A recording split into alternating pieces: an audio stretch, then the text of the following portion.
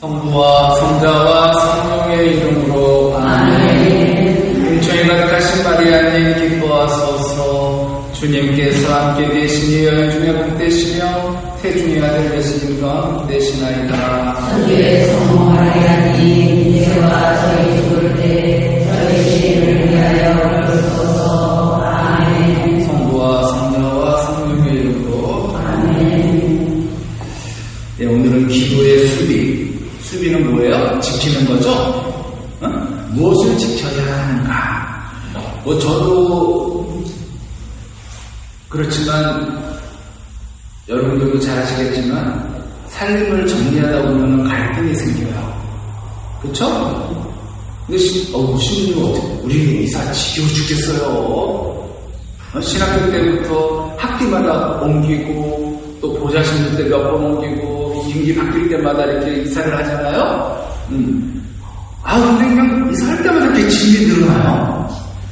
버리고 오는데도 한 5년 살다 보면 한 공당에 보통 5년 사는데 5년 살면은 구석구석에 뭐가 이렇게 많이 낑겨져 있는지 이걸 그냥 둘까 아니면 버릴까 고민합니다. 신부들 그게 제일 고민인 게 책이야. 그냥 책 버리는 거 이상하게 아까워요. 근데 보지도 않아. 이런 고민 많이 해요. 가감하게 버리는 사람들을 보면 부럽기도 합니다. 그러나 언젠가 필요할 때를 생각하면 버리기가 아깝고 해서 결국 쌓아두게 돼요. 그러다 보니 날로 짐이 늘어납니다. 그래도 이사할 때는 여러분들은 보통 이사 거의 몇 년씩 오래 사시잖아요. 이사를 많이 하는 분도 계시지만 보통 여러분들은 지금 10몇 년째 여기 이사 와가지고 그렇게 사신 분도 계실 거고, 그래서 이사를 할 때는 짐을 줄여야 하니 좀 더 가감해지곤 해요. 이것도 버리고 저것도 버리곤 하지만 요즘은 그것도 쉽지 않아요. 왜? 나는 아무것도 안 해도 되는 시대가 왔거든. 이사할 때 이사집센터에서 그냥 문을 물고 다 싸가지고 그대로 옮겨주기 때문에 내가 버릴 일도 없는 거예요. 그죠? 자, 저는 기도의 자리는 짐을 줄이는 자리라고 생각합니다. 기도는 우리에게 뜻밖의 힘을 가져다 줘요. 지켜야 할 것은 지키고 버려야 할 것은 버리는 힘이에요. 지켜야 할 것을 지킴으로써 버려야 할 것을 버림으로써 누리는 것이 승리입니다.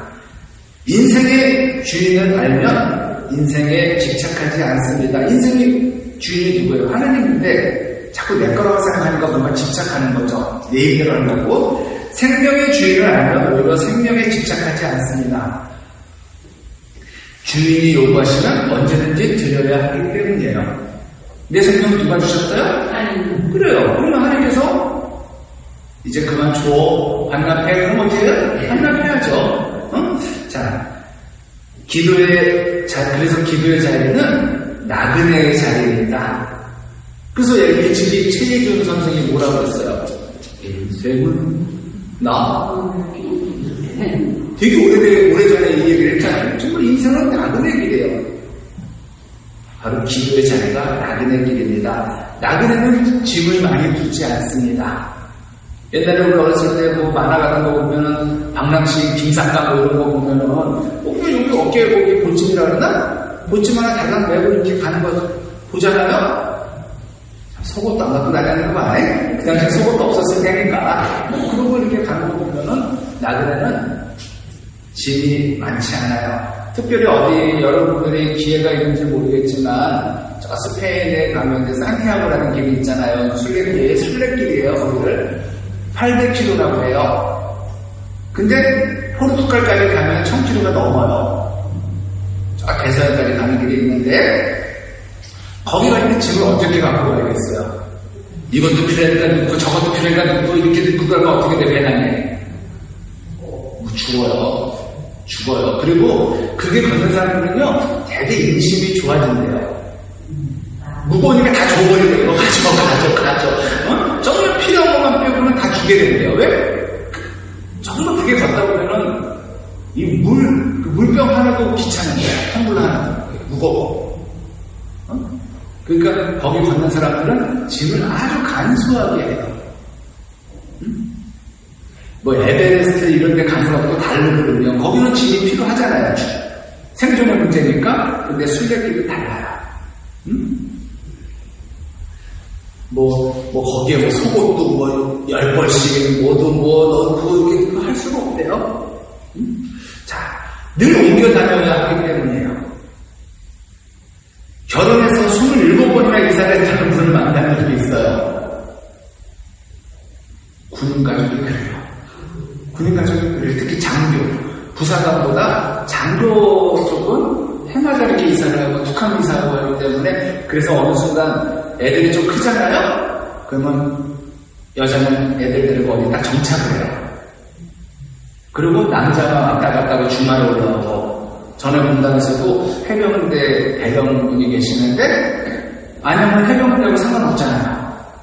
그럼에도 불구하고 거기 딱 사시고 남편분만 형제님만 어디 갔다가 곳곳이잖아요. 뭐 해병대가 포항, 영평도, 백령도, 뭐 하성, 그 곳곳을 다녀요.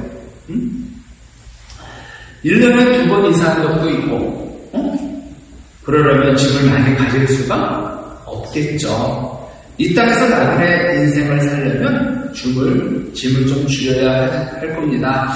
주인은 누구에게 물을 필요가 없습니다. 그러나 주인을 위해 일하는 사람은 다음에 어디로 가야 할지, 이 일이 끝나면 그 다음에 무슨 일을 해야 할지 물어야 합니다.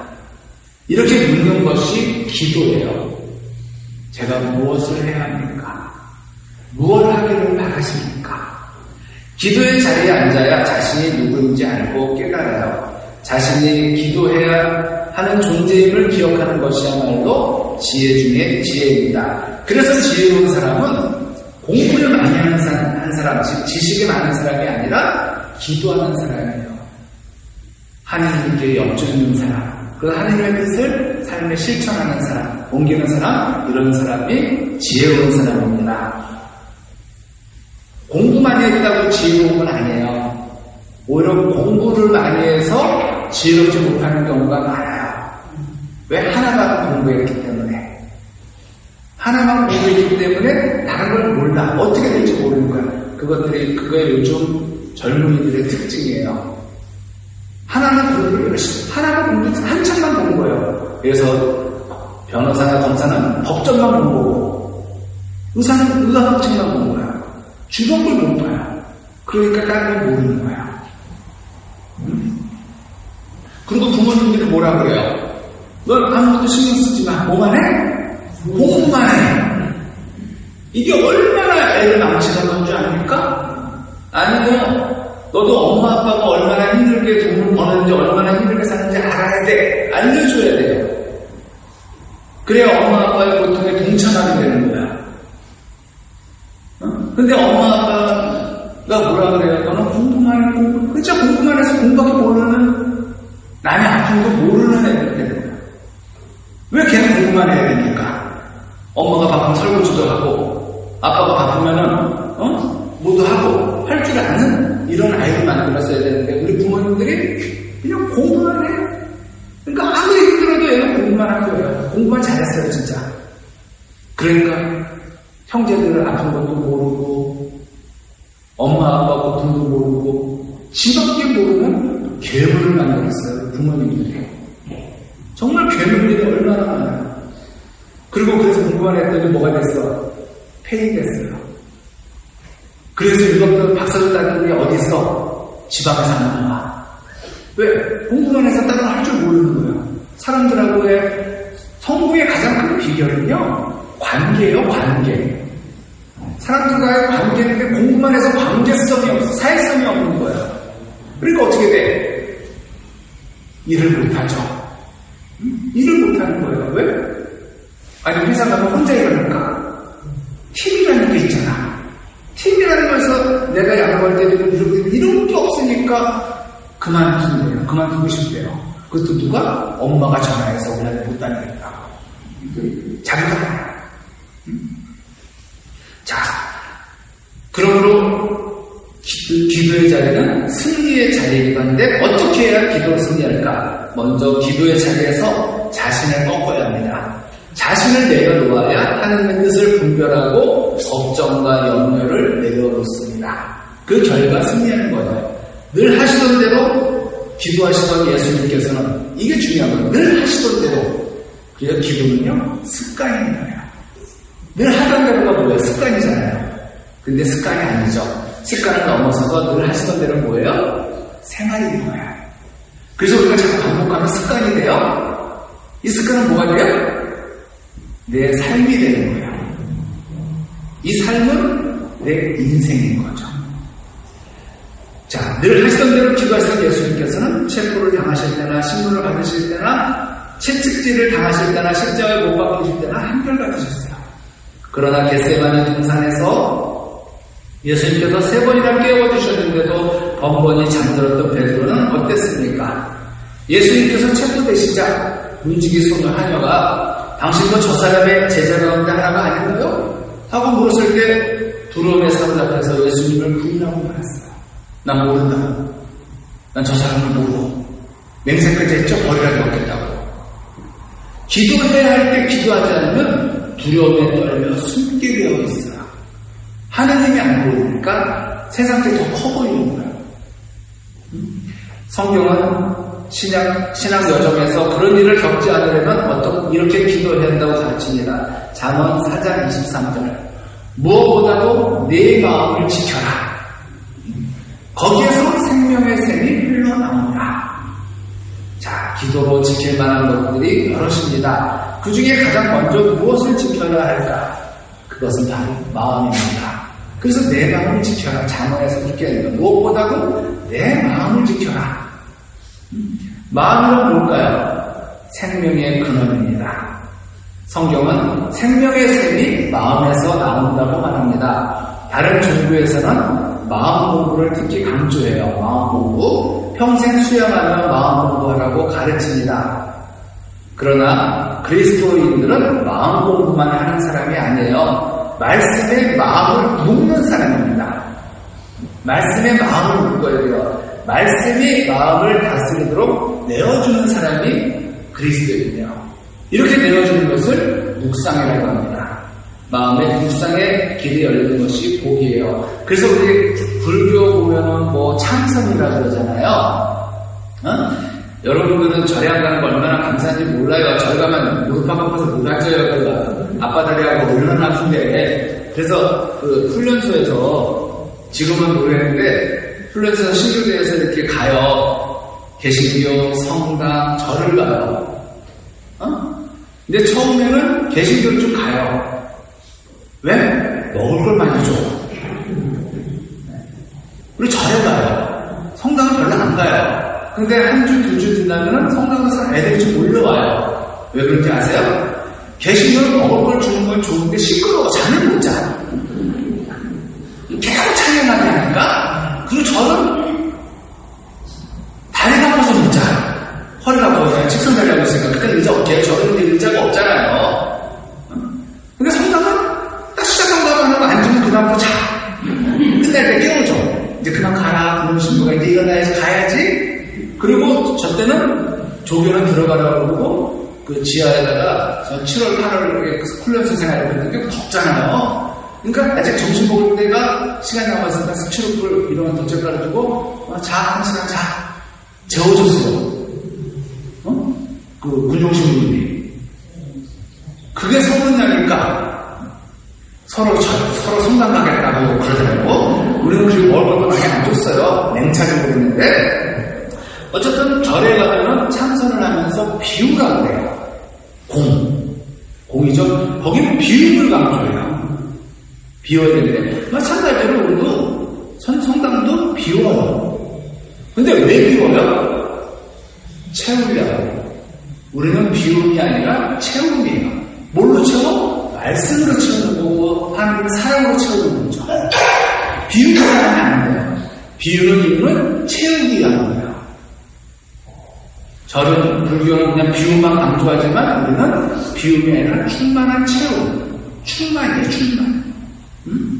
자, 그래서 여러분들의 마음을 말씀으로 채우고 하나님의 사랑으로 채워야 돼요. 그게 기도로 가능한 거예요. 이렇게 해서 성령으로 충만해질까? 말씀으로 충만해집니다.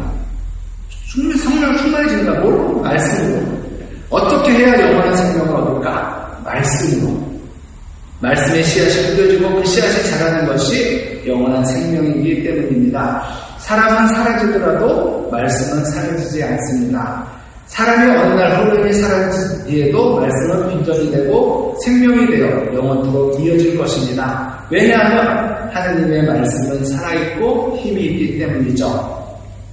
하느님의 말씀이 선포되면 사라지지 않고 영원한 생명의 씨앗이 됩니다. 자, 우리 그리스도인들의 기도가 다른 종교인의 기도와 본질적으로 다른 이유가 뭘까요? 하느님의 말씀이 잉태되기 때문이에요.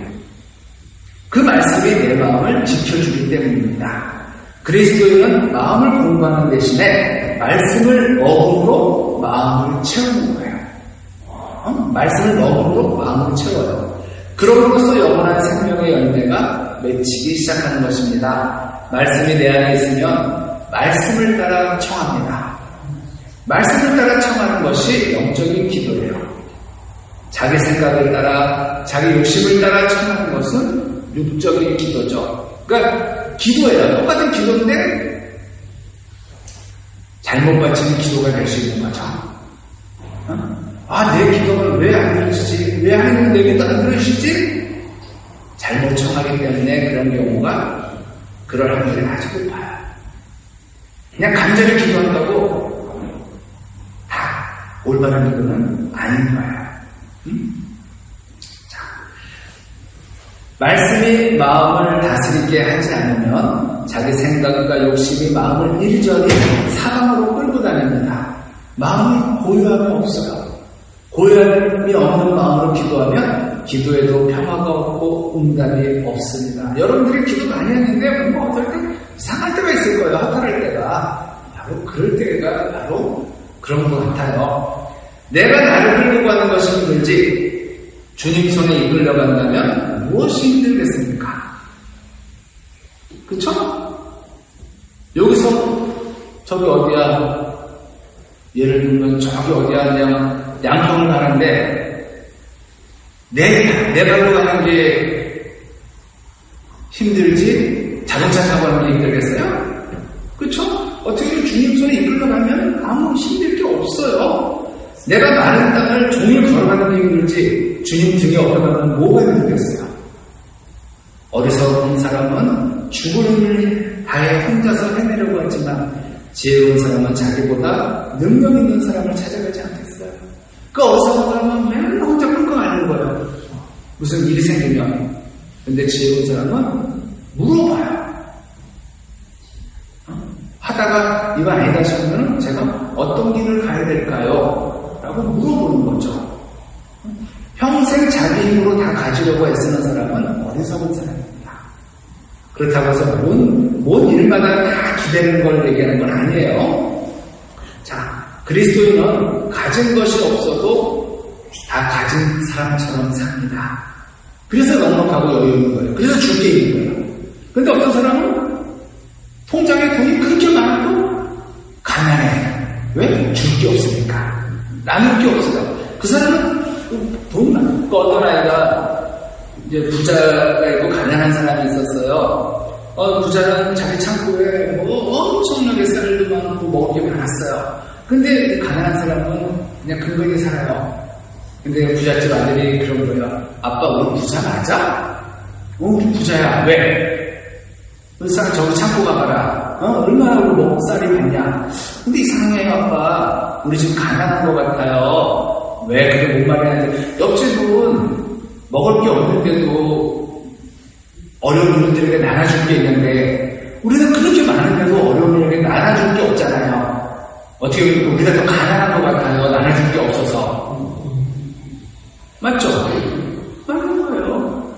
여러분들이 누군가에게 나눠줄 게 있다면 여러분은 부자지만 아무리 통장이 많아도 돈이 많이 들었어도 여러분들이 누구에게 나누는 생활이 없다면 여러분들은 가난한 거죠. 결국 가난과 부자와 가난에게는 자기한테 달려있는 거예요. 아니 통장에 그거 보면 배불러? 통장에 100억, 200억 들어서 배불러요? 그게 가난한 사람. 땅이 많으면 뭐예요? 저기 어디야? 땅이 많으면 뭐하냐고. 어려운 분들에게 나눠줄 땅이 없는데. 그런 겁니다. 그래서 우리는 가난하지만 부자인 거예요. 왜? 나눠줄 게 있으니까. 그렇게 살 수 있는 이유가 뭘까? 주님께서 우리 아버지시기 때문이에요. 세상을 다 가지신 분을 알기에, 그분을 의지하기에 든든한 겁니다. 또 내가 줘도 또 채워주실 것을 믿기에 줄 수 있는 거죠. 생각하는 사람과 기도하는 사람은 달라요. 근데 우리 청주신분들, 여러분들 생각은 많이 해요. 근데 기도 안 해요. 그러면 되겠습니까? 안 되겠습니까? 안 되죠. 생각한다는 건 뭐냐면 걱정하는 거예요. 걱정은 많이 하는데 그게 기도하는 건 아니에요. 걱정은 내가 어떻게 하는 거고, 기도는 주님께서 잘 이끌어 주시기를 바라는 거죠. 생각하는 사람과 영으로 기도하는 사람은 다르다는 거. 그래서 걱정거리와 기도거리는 분명히 다른 거예요. 근데 한 끗 차이예요. 한 끗 차이예요. 열왕기 학원에 보면 학원 6장에 이스라엘이 아람과 싸울 때의 일이 기록되어 있어요. 아람 군대가 공격을 시작할 때마다 이스라엘 군대가 미리 알고 방어합니다. 아람 임금의 마음이 점점 불안해져요. 작전 기밀이 자꾸 새어나간다고 의심하고 부하들을 불러 진상을 밝히고자 합니다. 그러나 부하들은 누군가가 비밀을 누설해서 그런 것이 아니라 하느님의 예언자 엘리사가 임금의 침실에서 하는 얘기까지 다 듣고 이스라엘의 임금에게 구하기 때문이라고 대답합니다. 아람 임금이 군마와 병거와 큰 부대를 보내어 도탄에 있는 엘리사를 잡아오게 합니다. 엘리사의 시종이 아침에 일찍 일어나 마당에 나가보니 군마와 병거를 거느린 부대가 성읍을 둘러싸고 있었어요. 그 순간 혼비백산하여 엘리사에게 말합니다.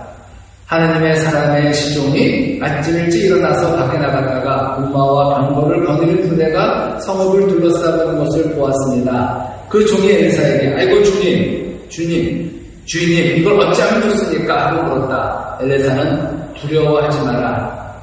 우리 편이 그들 편보다 많다 하고서는 이렇게 기도하였다. 주님, 저 아이의 눈을 여시어 보게 해주십시오. 그러자 주님께서 그 종의 눈을 열어주셨다. 그가 보니 군마와 불병거가 엘리사를 둘러싸고 온 산에 가득하였다.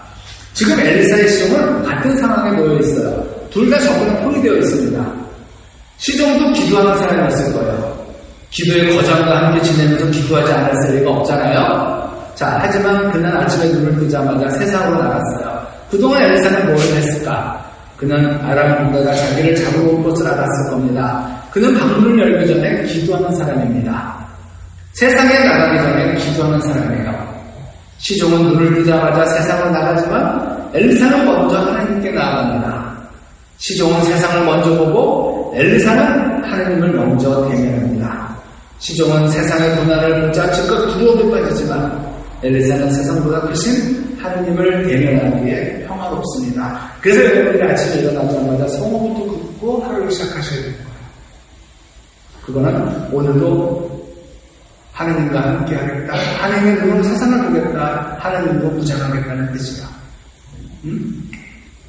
아침에 일어나면 신문부터 보고 이런 거 별로 좋은 거 아니에요. 왜? 신문 보자마자, 뉴스 보자마자 뭐부터 나와요?